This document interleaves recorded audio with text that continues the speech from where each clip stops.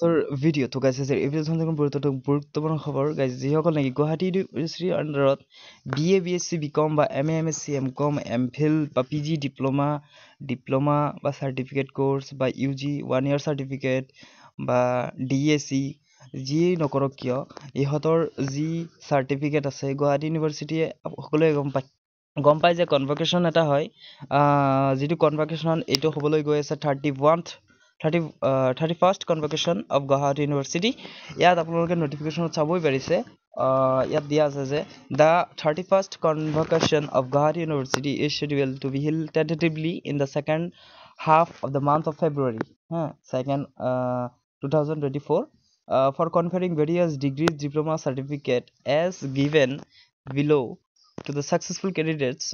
of both regular and distance months. All the examination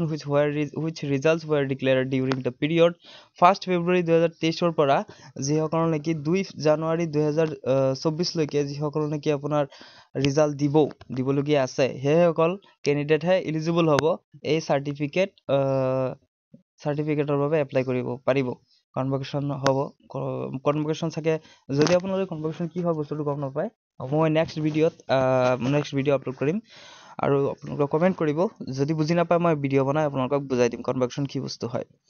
কনভকেশ্যন আপোনাৰ মই শ্বৰ্টত কৈ দি আছোঁ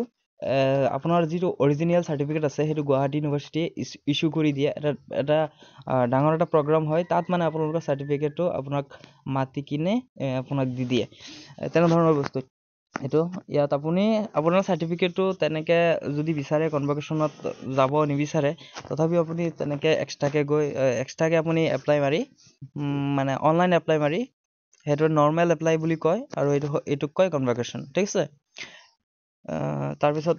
ইয়াত কোৱা হৈছে কনভকেশ্যন need to apply online through the link web.guwahati.ac.convocation also available GU website www.geo.ac.in যাব ঠিক আছে ইয়াৰ এপ্লিকেশ্যন এপ্লাই হ'ব আপোনাৰ 21/12/2023 পৰা 5 জানুৱাৰী 2024 শেষ হৈ যাব ঠিক আছে গতিকে এই সময়খিনিৰ ভিতৰতে মাত্ৰ আপোনাৰ কিমান দিন এইফালে ইয়াত হৈ আছে আপোনাৰ টোটেল 13-14 দিনৰ ভিতৰত আপোনাৰ প্ৰচেছটো কমপ্লিট কৰিব লাগিব ঠিক আছে আৰু ইয়াৰ পে'মেণ্টখিনি ইয়াত দিয়া হৈছে ইয়াত চাব পাৰিছে ইয়াত যদি চাই আপুনি মাষ্টাৰ ডিগ্ৰী চাৰ্টিফিকেট ফিজ 830 আৰু আপোনাৰ এইটো যিটো কনভকেশ্যন ফিজ ইনক্লুডিং ৰবে ফ্ৰী এইটো 1870 অ'কে টোটেল হৈ গ'ল আপোনাৰ 2700 ঠিক আছে বেচেলৰ ডিগ্ৰী যিসকলে BA BSc BCom BCA কৰিছে সেইসকলৰ 830 হৈ গ'ল চাৰ্টিফিকেট ফিজ আৰু 1650 টকা হৈ গ'ল কনভকেশ্যন ফিজ আপোনাৰ টোটেল কিমান হৈ গ'ল 2480 টকা আপোনালোকে পে'মেণ্টটো কৰিব লাগিব PG ডিপ্ল'মাৰ কাৰণে চাব পাৰিছে এই বস্তুটো ইয়াতে স্ক্ৰীনশ্বট মাৰি ল'ব পাৰে ঠিক আছে ইয়াত আৰু তেনেকুৱা একো ক'বলগীয়া নাই কাৰণ আপোনালোকৰ যিহেতু এপ্লাই কৰিব যিসকলে এপ্লাই কৰিব আগৰ পৰা ভাবি আছে সেইসকলেতো এপ্লাই কৰিবই যদি এপ্লাই আমাৰ দ্বাৰা কৰিব বিচাৰে ডেছক্ৰিপশ্যনত আমাৰ ফোন নম্বৰ আছে কণ্টেক্ট কৰিলে হ'ল আমি এপ্লাই কৰি দিম আৰু যদি কিবা ডাউট থাকে কমেণ্ট বক্সত কমেণ্ট কৰিব আমি নিশ্চয় হেল্প কৰিম আজিলৈ মানে লগ পাম নতুন ভিডিঅ'ৰ সৈতে থেংকছ